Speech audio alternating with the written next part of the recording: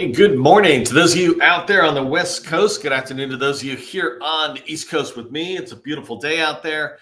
I love looking outside. I get to enjoy the sun and I get to come in here and have a lot of fun with all of you. We're going to get started in just a second. Today is March 25th, and I am just first learning how to use my tools that I used 1,000 times. Okay, needed to turn off those captions. I'm in a pretty good mood. I'm excited for today's training because today touches on something that's really important to me. It's actually something that I do even myself over and over again is FOMO, right? Fear of missing out, and how you sit there and pay attention to that. So we're going to tackle that in just a second. I do want to remind people as you're coming in, you can engage in chat, but one of the tips for you as you continue to come back to more and more of the events, occasionally putting things into the chat throughout the my training, it helps people see who you are, et cetera. Don't jump big blobs, but engaging with other people. That's a really good way of building your network. So I just encourage you to do that. Something as simple as good afternoon to all there, Reginald, and others. I appreciate you bringing the energy first thing. Okay, let's get rocking and rolling.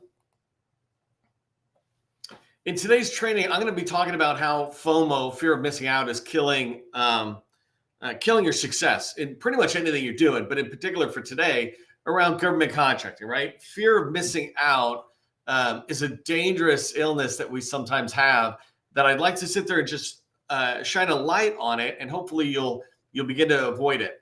I've been using this term, and I don't know where I first came up with it, but I've been using it for at least 10, 15, 20 years, something called constructive procrastination. I heard it from somebody and I just loved it. But FOMO, fear of missing out, tends to lead us to do these things, these tasks, these activities that are constructive procrastination. They could seem like they're important. They could even kind of be important, but they're procrastinating from what you really need to get done. There's a great book out there called The One Thing, and in it, they describe, the author talks about what's the one thing you could do today that if you got it done, it would basically make everything else easier or unnecessary. So what's that one thing? If you're not working on that one thing, that's what I call constructive procrastination. You're working on what's down lower on your list. It doesn't mean you're working on things that are not important. It's just not as important as the one thing. And that's really important.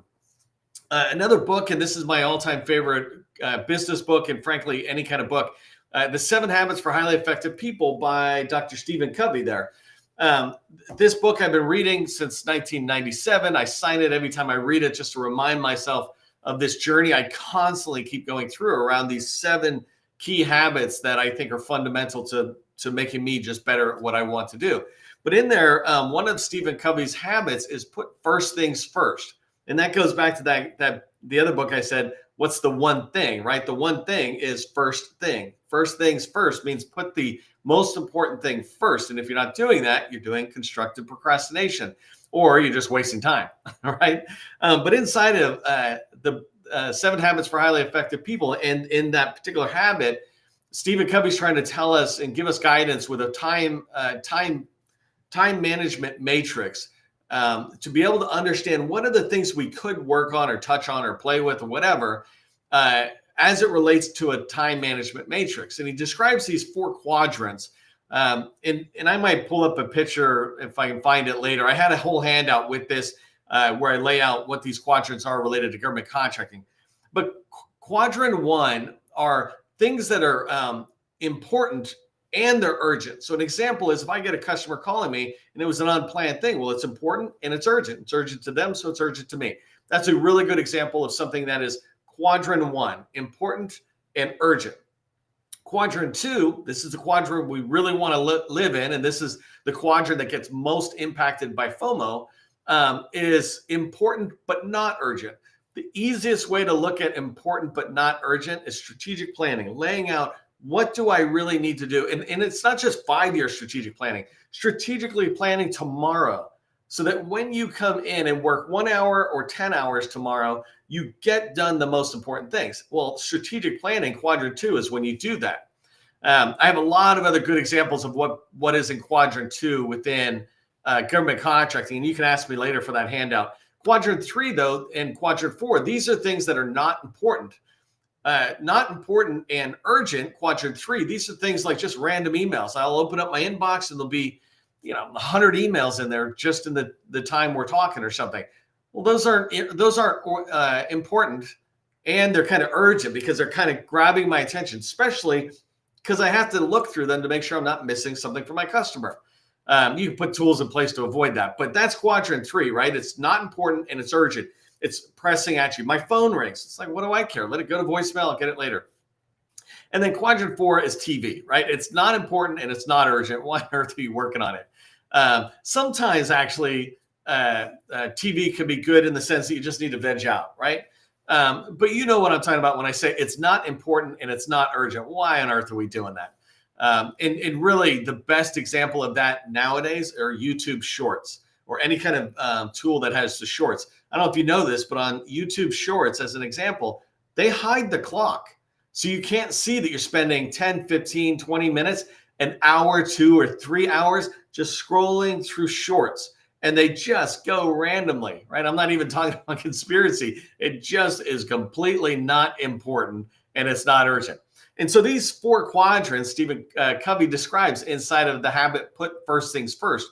And when you focus your activity on that, you're really driving forward. But FOMO, coming back to fear of missing out, sometimes we're looking everywhere and we're confusing things as if it might be quadrant 2, and it's not.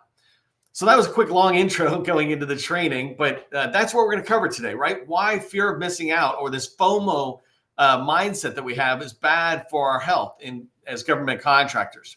I'm going to break up today's training into 3 sections. What is FOMO in government contracting? So to help you identify things that might be symptomatic of fear of missing out or FOMO, the FOMO illness that's out there. The second thing is how FOMO prevents you from success, right? It's really important to recognize not just what is it and how is it preventing you from success. And so I want to give you my take on that, and hopefully you'll be able to see that. And then the final thing I want to wrap up with is giving you steps that you can take immediately to start fighting FOMO and really start bringing your own efforts or your company's efforts into focus. So that's what we're going to rock. That's what we're going to cover today. If you are with me on this, do me a favor in the chat, just for my fun and enjoyment, put down with FOMO. Down with FOMO. Let's beat FOMO down where it belongs. Down with FOMO in the chat. If you don't know who I am, my name is Neil McDonald. I am the president of the GovCon Chamber of Commerce. I am co-founder of GovCon in a Box, and I want to welcome you to my federal sales training, where I provide tips for success in the federal market. I spent 20 years in the federal market as a small business owner after I got out of the Army. And since 2018, I've been teaching people like you that government contracting is not a secret. It's just a process. When we follow a process A to Z, we have repeatable, predictable results. This is what I want for you. If you haven't done so already, make sure you connect with me on LinkedIn. If you're out there on some other platform, YouTube, for example, come into LinkedIn. I just saw a federal buyer in here. I see larges and I see smalls in here. Today we have it's funny, I'm about to call it a smaller crowd, but we're creeping closer to 100 people. Yesterday we had 350 people live. And so if you're not here on LinkedIn, you're missing out on the chance to engage with, Keith, Reginald, Cynthia, or Cindy, etc. The other thing is subscribe to my newsletter, government contracting newsletter, success newsletter. I provide a lot of good value in there, strategic tips on how to get things done in government contracting, all geared towards advising you about federal sales and really moving forward. And the last thing is I just wanted to mention tomorrow's training. Tomorrow's training is step-by-step path to hit your revenue goals. You can see it right here. Make sure you register for that. That one I'm going to be talking about the numbers. What kind of numbers should you be tracking? What are your sales goals? How many opportunities should you have, et cetera? If that's something you want, understanding how to prepare out in really good detail 25 and 2026, then register for that. I want to congratulate people in the 100 Club. Actually, it's the same list that I had. I haven't updated it, so Phalanx and Trans-Pacific get another shout out. But if you're not in the 100 Club, this club is built for people with a score of 100 out of 100 in their federal visibility score. I came up with the federal visibility score just as a way to say, how findable are you by federal buyers in the very tools that they have? So that's their tools, not my tools. Inside of GovCon in a Box, you can find your small business profile, and I put a score on there. And when you click on the score, I tell you exactly what needs to be done. It's all free. What needs to be done in text and in video, telling you where to go out to the government's tools to update it. If they can't find you, they can't buy from you. So go check out your score on govconinabox.com. When you're there, if you got questions, just submit a question to us, and my team or I will get back to you pretty quickly. But congratulations to the companies that are in the 100 Club. All right, let's talk about our first step here. What is FOMO in the federal market? And this is just some examples I have for you on how you can pay attention to whether you might be getting a little FOMO mindset. The first one I have here is FOMO is selling everything. This is a classic one for us small businesses. It's really a bad one for 8A firms because I say it's a really bad one because they have a short 9-year window. And if they don't overcome FOMO, then they're kind of everywhere saying they sell everything. So selling everything literally could be something like that. I've had somebody walk up to me at an event, and they're asking me my advice. Well, what do you sell? Well, we sell cyber and cloud, right? It's all sounding good. We sell construction and debris removal. I'm like, I have no idea what you're talking about. That's everything. That literally is they're selling everything. When you sell everything, none of us will remember what you sell. In fact, you won't even know what you sell. And we'll come back and talk about that. But selling everything isn't just that really big example, right? It could be people who say, I sell cybersecurity. Well, what kind of cybersecurity? Do you do ATOs or risk management framework? Do you do GRC, or do you do offensive cyber, defensive cyber? There's all sorts of information assurance, zero trust architecture. All these different things are cybersecurity, right? And if you say you do cybersecurity and you do all that, and you're doing less than 10 million, then I would say that you're selling everything. When you're not selling everything, you're saying we do zero trust architecture on Oracle solutions. That's really niching it down, and I'll talk more about that. But so one way of seeing FOMO mindset is telling people you sell everything. Second one is you're selling to everyone. So you're selling, in this case, when I say to everyone, you're selling to the federal government, to the state, local, and education, nonprofit, commercial. You're literally selling to everyone. And if you're under $10 million, like Booz Allen's a $1 billion company, and they didn't even like that, right? But when you're that spread out, it's hard for you to get good at selling to any one of those. And then if you tighten it up just into the federal government, you say, well, I sell to the Air Force and to the Navy, two entirely different missions. I sell to Department of Homeland Security and Department of Energy. I think I'm also going to support NASA. When you do that, you are so spread out that you will never get traction anywhere. So that's selling to everyone. FOMO is going everywhere. In this case, I mean, you're going to every single event out there, and this is literally the I don't know what the words I'm trying to say, but literally the definition, and that's not the right way to say it, but literally the definition of constructive procrastination. So instead of going deep into one place, you're going everywhere. Instead of building these type of relationships, you go everywhere. And that means you go to every vendor outreach session at every agency. You hear about an 8A conference, small business conference, Air Force conference. I'm going to go to this thing. I'm going to meet people. That's going everywhere, right? And it's because, well, if I don't go there, I might not meet people. That's not really the case. You just pick up the phone and call the person you want to meet. Literally, I'm doing that today. I have a customer who said, we're trying to get into this particular place in the Navy. By the way, David Walls, I need to call you and ask for your help. But I'm trying to get into a particular place in the Navy. How do we get in? Let's build a small target list of 25 people really quick and dive deep into this Navy Warfare Center. And we can find folks. I don't have to wait for an event to go there. I don't have to go everywhere out there. So that's another FOMO example, is going to many events out there. Virtual events are fine because literally you can have coffee. You can do some other stuff. Here, this virtual event, you're doing training and you're networking. I mean, how cool is that?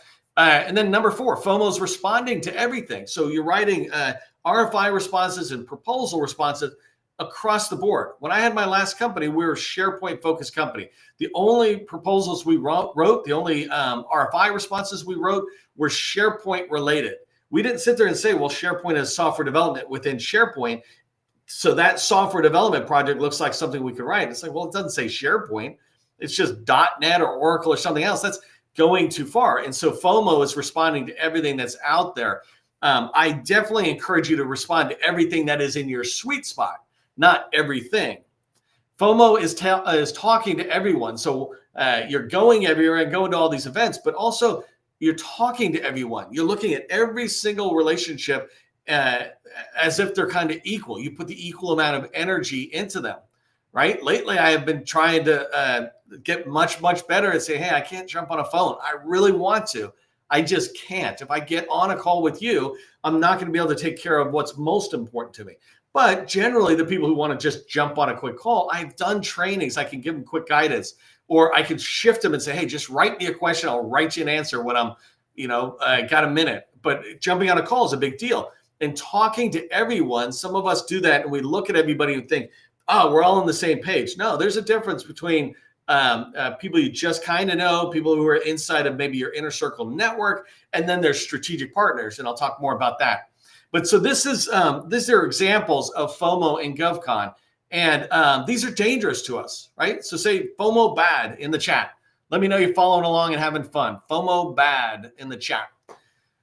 So let's talk about how FOMO. So I described what FOMO is. Let's talk about how FOMO's preventing our success.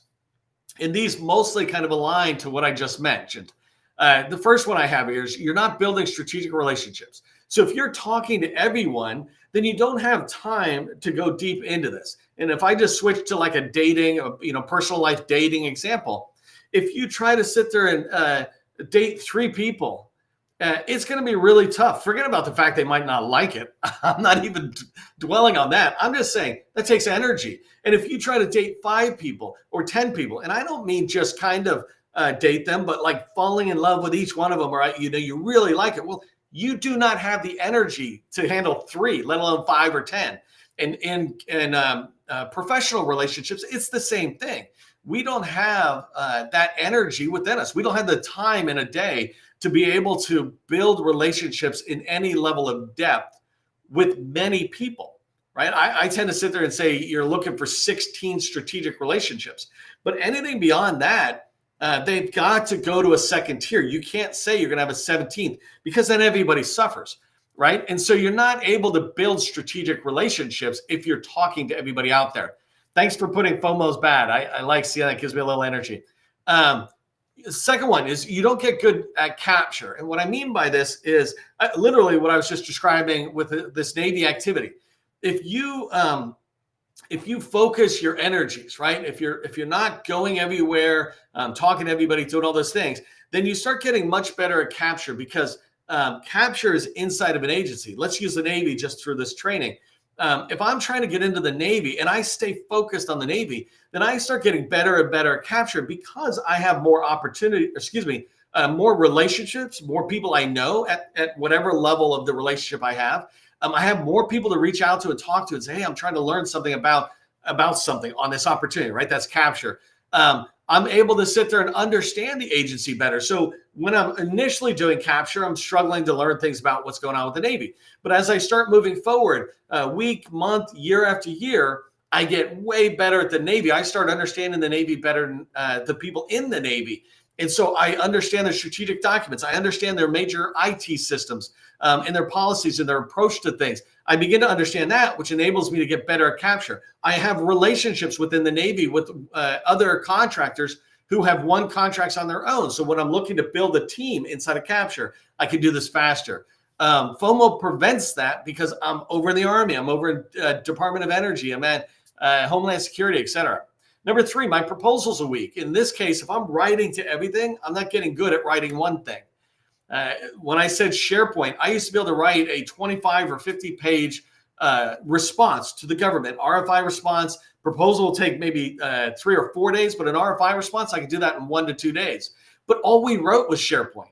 But when you don't focus out there and you've got fear of missing out, so you're responding to everything, you're chasing every opportunity, you're looking at every agency, then you really aren't building up reusable material, reusable knowledge and reusable written documents around this agency or this offering. I could say SharePoint migration, pull out a 25-page migration plan. And if I needed to slim it down to 5 pages, I could do that as well. Well, that comes when I'm focused, right? And I can't do that when I'm responding to fear of missing out mindset where I'm going everywhere.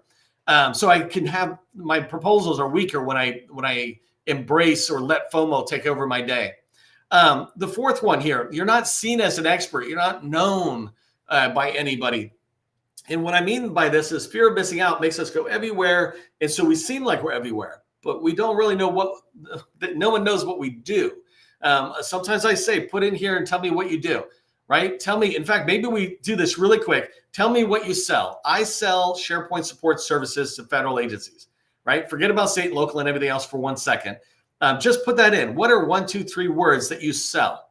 When you're able to put that in, I sell SharePoint support services or whatever your version of this, and this. I sell elevator maintenance services kind of thing. Whatever that is, put it into the chat. When you can put that in, now you're starting to get known. And when you are focused yourself and you don't chase anything else that isn't that, then you start having more experience and you've got more of that intellectual property, et cetera. And now others start seeing you as the expert that you think you are because the things we see you post out there, et cetera, are driving that.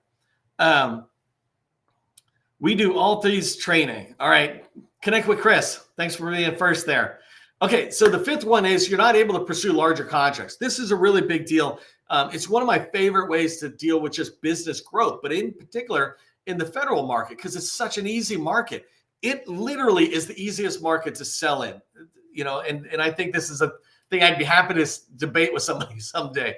But in every other market but the federal market, there's many, many, many different ways of doing something. But in the federal market, it's not. So when I say you're not able to pursue larger contracts, FOMO makes you go everywhere and win many different types of contracts that are unrelated to each other. But when you get rid of FOMO out of your mindset and you're able to sit there and say, this is what we sell, this is what we're experts at, you start winning contracts at $5,000 level, at the $50,000 level, at the $500,000 level, right? And keep in mind, these are all related to your single core competency. And so you're able to win bigger contracts. That $500,000 leads to a $5 million contract. Several $5 million contracts allows you to start going after $25 million contracts, right? This is how you get to a $100 million contract. Not start here and jump there, but continue to build your past performances and keep them very, very related within the government, like Navy, so that the Navy goes, oh, wow, these guys really know us. And within a particular core competency, wow, these guys really know us and they're experts at this piece of work. That's who we want to work with. I put a bonus one down here saying, if you ever have any interest in selling your company, the things I'm talking about basically give you the multiplier to your company. A multiplier is how many times more of your revenue or EBITDA or whatever that somebody's going to give you. They want to see that your company is focused into a single agency, that you've got contracts within an agency. Even your contract vehicles are related to that. And so if you have FOMO, though, it's going to prevent you from selling your company or make the price so low that it's not attractive to you.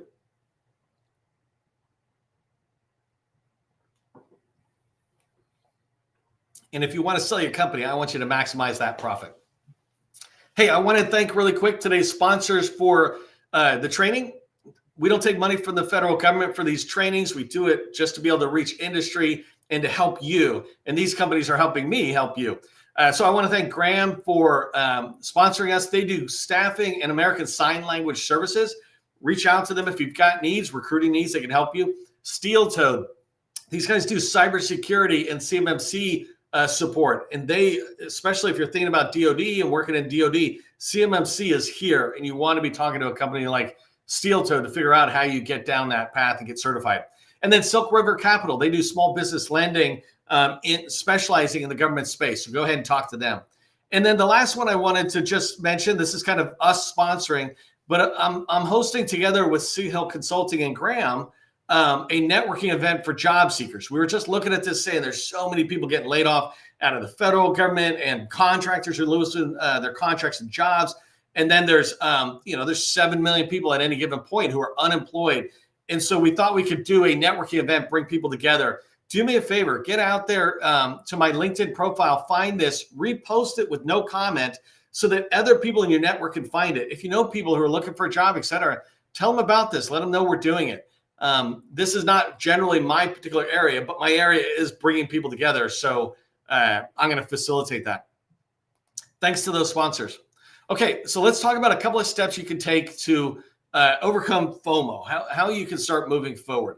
The first thing I want you to do, and this is really, really important, even if you've been in trainings with me before, stop for a second and go, do we really have a clear, focused offer?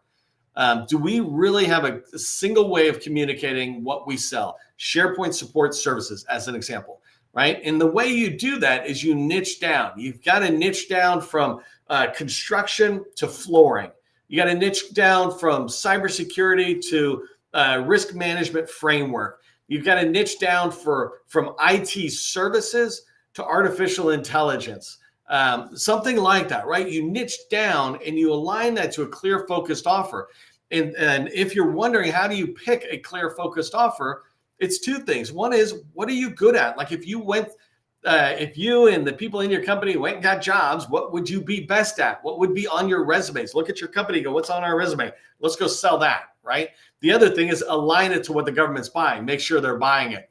But really niche down. FOMO is the mindset, that illness that makes you think, if I niche down to Microsoft SharePoint services, I won't get anything else. I got a $5 million contract in enterprise architecture, nothing to do with SharePoint. I got that because we were so good at SharePoint that when I saw this particular opportunity in an existing customer, we were able to go in and say, hey, we could do that by enablement, by using SharePoint to enable that service. And we'll just bring in some experts, enterprise architectures. My point is, FOMO is holding you back from getting anything. If you niche down, you can eventually have everything. The second thing I want you to do is to pick a single primary federal department. So I said the Department of Navy as an example. They've got the U.S. Navy and the Marine Corps. That's huge. They spend a lot of money, a ton of money, as big as any agency that's out there. You could pick Homeland Security. You could pick HHS, whatever it is, pick a primary one and dive in. FOMO around departments or buyers means you're trying to go everywhere and you see an opportunity, run over there, and you see an opportunity, run over here. But if you write response after response after response to the same contracting officers, you begin to build a relationship. You begin to get in there. You get feedback from them. They learn about you. You learn about what you can do to improve. And then at some point, those relationships are going to tell you about opportunities that are really right for you and that you can win. So pick that single agency. And the third step to take out of today's training, to overcome FOMO, is to create a criteria for your strategic partners. Remember, I said FOMO is us talking to everybody and going everywhere. I'm not trying to tell you don't have fun and meet new people, et cetera. But what I am saying is you need to have strategic relationships, 16 at the most. And so you want to build a criteria that defines what is that. A criteria might be, for example, they're a certain size. A strategic partner tends not to be somebody who's too small to be able to add you into any of their contracts. So you want it to be bigger, 5, 10 million plus type thing. The other thing might be, I'm looking for them to be in the Navy because I want to go in the Navy. It's like, okay, then part of my strategic criteria is that. You can go back and watch previous training replays I have on, like I've done 25 or 50 trainings on strategic partners, how to build them, how to reach out to them, how to create this criteria. But the way you overcome FOMO, though, is put that criteria in place so that you're not going everywhere and talking to everybody. You're talking to these people. Okay, here's what I want you to remember from today's training. Hey, thanks, Patsy. The networking thing, it looks like you reposted that. Appreciate it. Actually, if you're feeling generous, throw the link to the networking event into the chat because maybe people can get that. I should have asked that. Here's what I want you to remember from today's training. The first thing is recognize FOMO signals. Recognize when you're doing things or your teammates and your colleagues are doing everything. You can always tell that they're going everywhere, doing a lot of things, but it doesn't seem like anything's getting done. And I don't mean that in a bad way. I just mean I even have to do that sometimes. I'm like, what am I doing? Was I on LinkedIn too long and I wasn't over here doing this? And so every day I'm constantly battling that gremlin that is FOMO. But you need to recognize those signals. Second thing is create a specific plan. Start with a specific plan for tomorrow. What's the one thing, first things first, what's the one thing I want to get done tomorrow, right? And then if you've got room, what's the second thing? That way, you're not really trying to get rid of FOMO so much as make sure the vegetables, you're eating your vegetables first, kind of thing. I'm mixing my metaphors around. And the third thing is don't change for 90 days. When you create a plan, say, I'm going after this agency, I sell this thing, I'm doing this, don't change it. Don't sit there and rethink it. It doesn't even matter whether you're right or wrong. Just do it for 90 days. Let it happen. It takes time for us to get into a rhythm and see how things start playing out. But don't change for 90 days once you got a good anti-FOMO strategic plan in place. Don't forget about tomorrow's training. I'm going to be talking numbers and how you can look at the numbers to give you metrics to measure all through your year towards your revenue goals, et cetera. If you're interested in coaching with us, love to talk to you about it. If you're doing, let's say, 2 million plus, just reach out to me on LinkedIn and messaging. If you're not connected with me, connect with me. I'd love to talk with you. Just remember, as you go through your day and you start pursuing this activity to squelch down FOMO, government contracting, it's not a secret. It's just a process. I will see you in the next training.